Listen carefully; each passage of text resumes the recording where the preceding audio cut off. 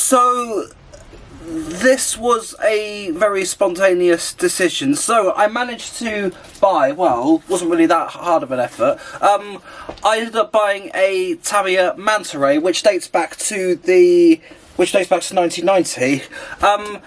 Now, I ended up scoring this on Amazon. I think it was only £117 that I paid, which is very good considering that this averages at £149. So for a four-wheel drive Tamiya kit was a very good deal. However, that wasn't the main reason why I bought this. So yes, it was quite cheap to buy, but the main reason why I bought this is because I decided to get something else for vintage radio controlled racing, because even though the TL01B, which I recently restored, even though that's fine for racing, but because of the sentimental value of it, I don't really want to know what's even going to happen to that thing if I do put it out on the track. But I am hoping to race it once, just as a one-off, just to see how it would get out on a racetrack out of curiosity. But I've bought this mainly with racing in mind. So there are going to be some upgrades I will have in mind for this. So I'll just need to look into what would be best for this. Anyway, so let's just take this thing to the kitchen table. Okay, so there's a couple of things I want to go over before I start building this. The motor that came with this, I assume it's a Tamiya torque tuned. I'm not going to be using that, because with that being a 23 ton motor, I'm going to need something a bit faster for racing, so hence why I'm using a Core RC 15 ton motor. Now I have got one of these in my MO3L, that does provide a lot of kick to it. So I've got two of these, one for this and another one for, depending on if I do put it in the TL01B, or I might save it for a free racing M chassis. That's to be decided on in the future. Anyway, so there's the motor, and because of the amount of current that's going to be drawing, I will also not be using the ESC that came with this. So instead I'm going to be using this, which I do also have in a couple of my cars, which is a brand name that I actually still cannot pronounce to this day, Sido. I'm guessing the Y is silent. So this is an 80 amp ESC. I've got these in a couple of my cars. They are pretty good so far. And they've already got an XT60 fitted on it, which means I will not have to take off the Tamiya connector on the ESC in this box. So there's the ESC. We've got our Metal Gear servo, which I have used in quite a handful of my cars. They're not bad, but I'm looking for something with a little bit less torque, maybe a 5 kg. I think this is a 15 kg servo. But I'm going to look into 5 kg just for that little bit of steering speed. Because I've got one, there's a 4 kg one in the FTX Ram Raider, and that's pretty nippy. Now, I have run out of FlySky receivers. I have 9 FlySky receivers, the GT3E, and they're all being used up for something. So I am going to order some when I can. But for now, I'm going to be temporarily using this Turbo Racing radio gear, and this, I do actually really like it, but it feels a bit weird going back to something a little bit small in comparison to the FlySky GT3B. And I am also using this in my Tamiya Rising Fighter, and it is a good transmitter. It's very good as well also for smaller scale stuff, so this I'm definitely going to be putting in a Henglong Sac Sport when I do get that thing running again. Now, a rarity for when I buy Tamiya kits is that they are sealed with plastic, so I might have to cut the camera so I can take this off. Well, we got there in the end. Okay, so with that, I'll just put that aside for now. It's on the floor, but let's open up and see what we've got. So, nearly 2 months I've been waiting for this, and please don't tell me there is something else that I have to remove from the box, because it is a bit of a job to actually... It feels a bit watertight. There we go. So interesting. We've got... Okay, they've sectioned parts of it off, which is interesting. Now, just want to take a look at what's inside here, and I'll get a pair of scissors just to make that a little bit easier. But let's see what we've got in here. So we've got...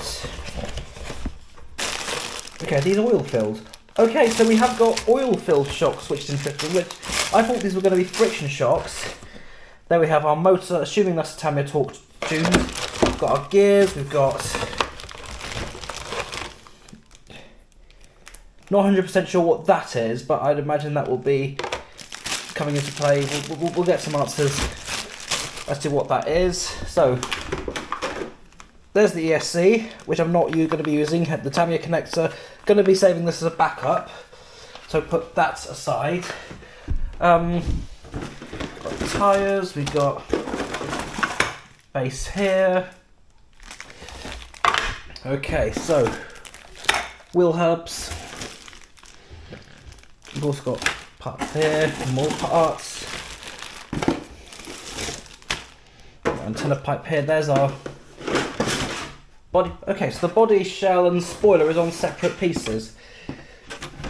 Now, I'll be putting that, I think that's all the content of the box. We've got our decals here, which I have a horrible feeling aren't, yeah, they're not etched. The only thing I hate about Tamiya kits is the fact that they don't etch the stickers. Got a sheet of instructions here. Okay, so I'll just put this to side now. Little bit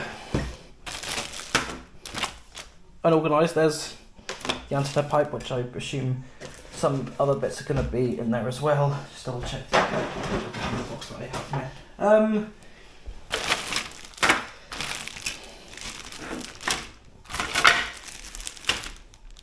Actually, you know what? I have a horrible feeling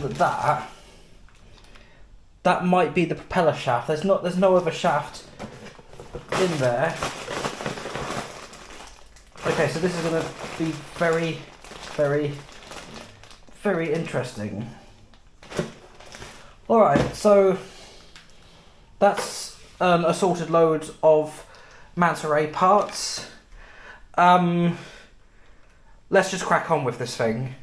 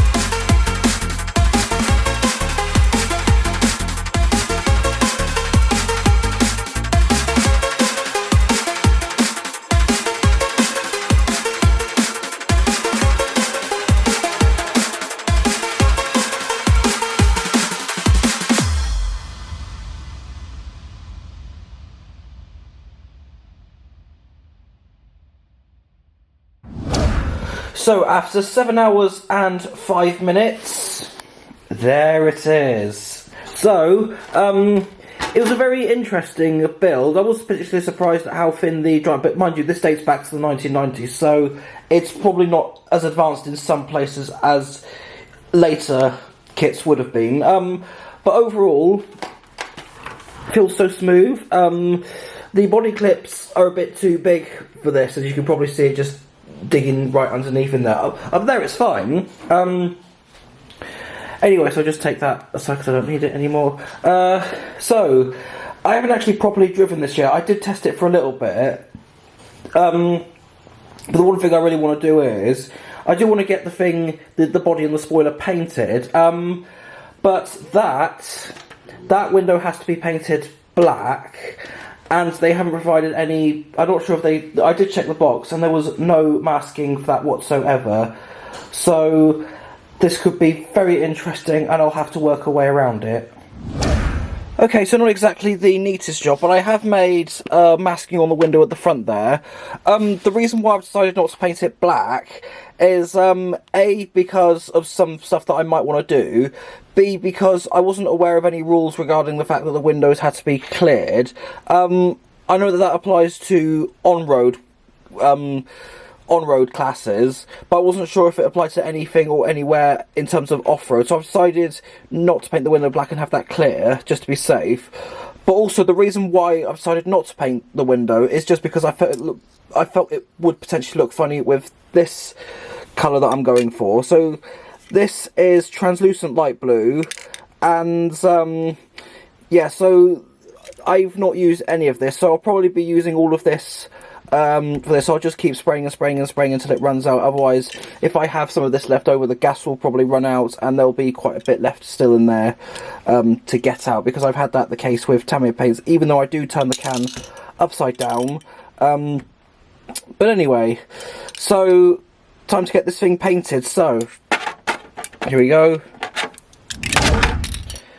Well, that's interesting. So I know it's going to look different with the paint it off, but what's strange is I did go all over, so I pretty much run this dry, but I went all over this and I haven't been able to cover all parts somehow. Just give it a good spray over, but I think probably given that how cold it is, that might be what's contributing to it.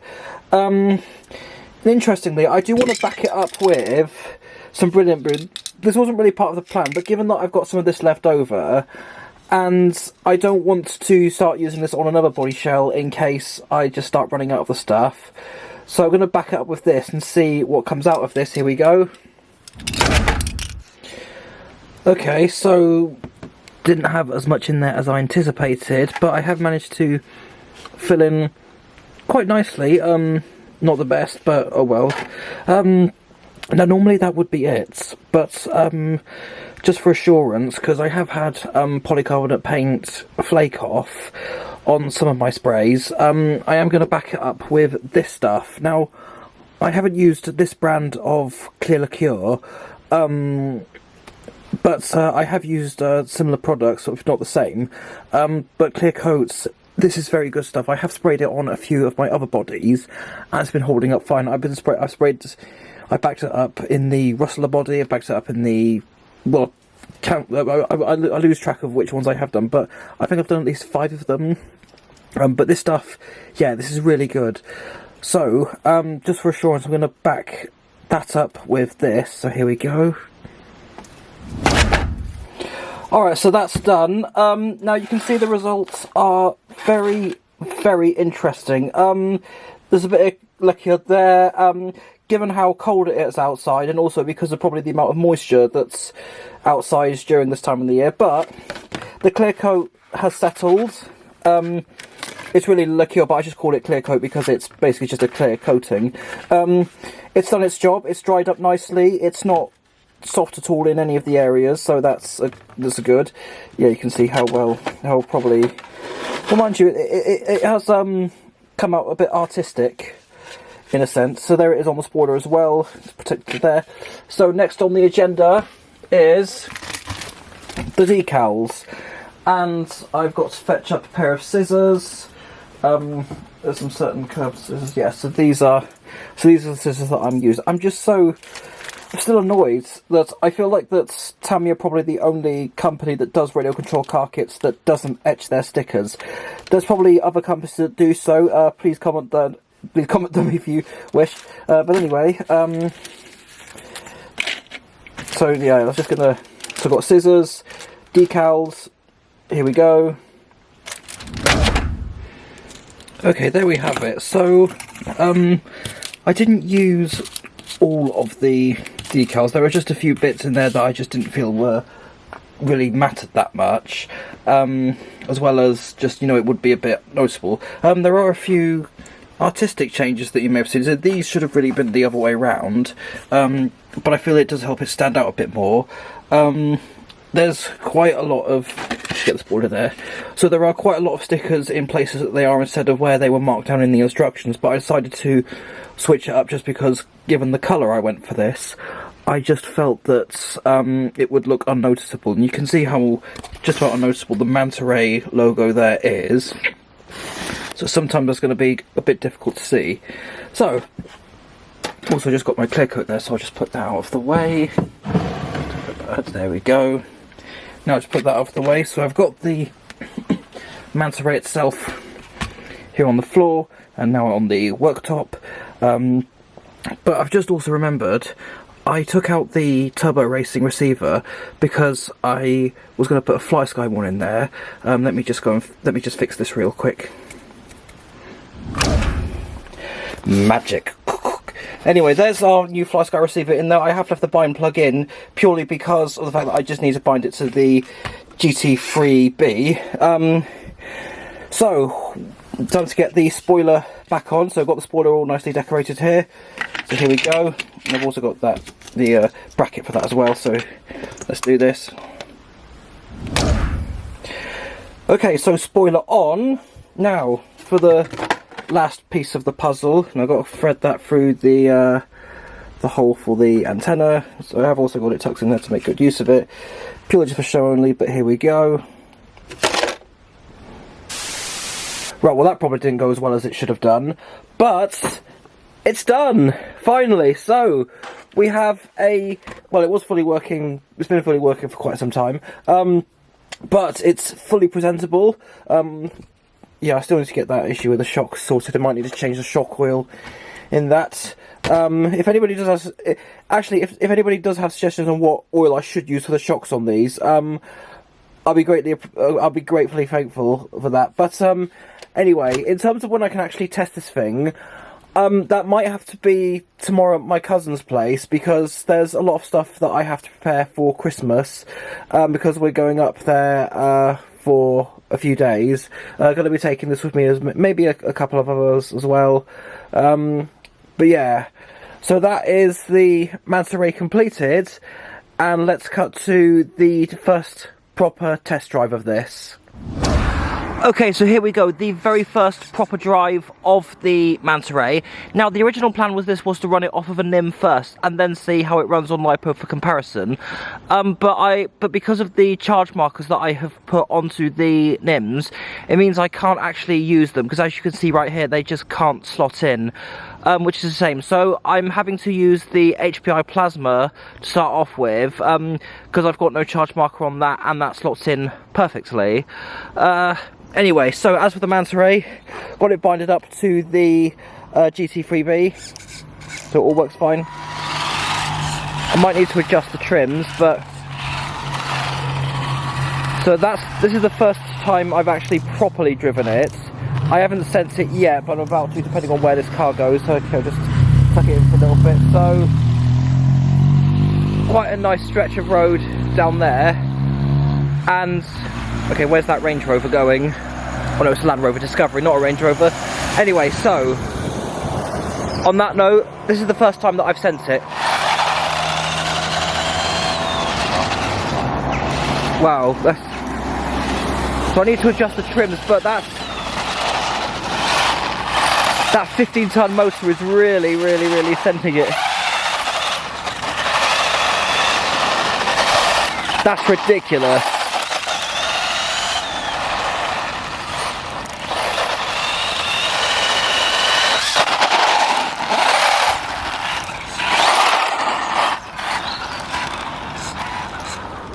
Wow.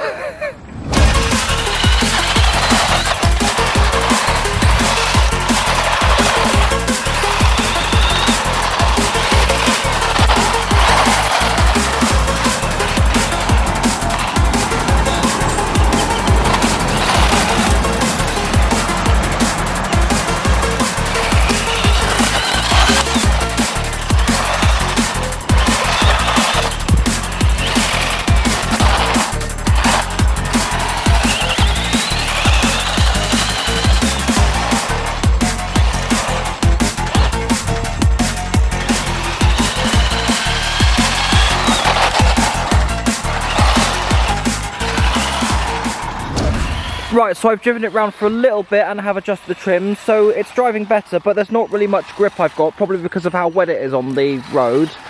But overall, that was a lot faster than I was expecting this to be. And there you have it, that was the Manta Ray. Okay, so this is how I'm going to have to wrap up the video, because I don't really have that much options and I want to get this realistically over and done so I can spend more time with the family during Christmas.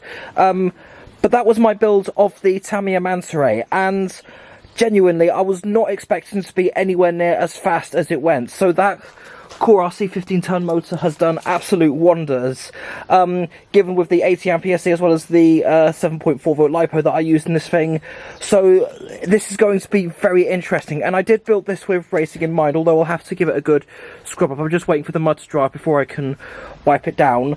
Now, in terms of the clear window, as to why I didn't paint that, there is also another idea I have had, but I would rather save that for a later video because I want to make it quite a surprise.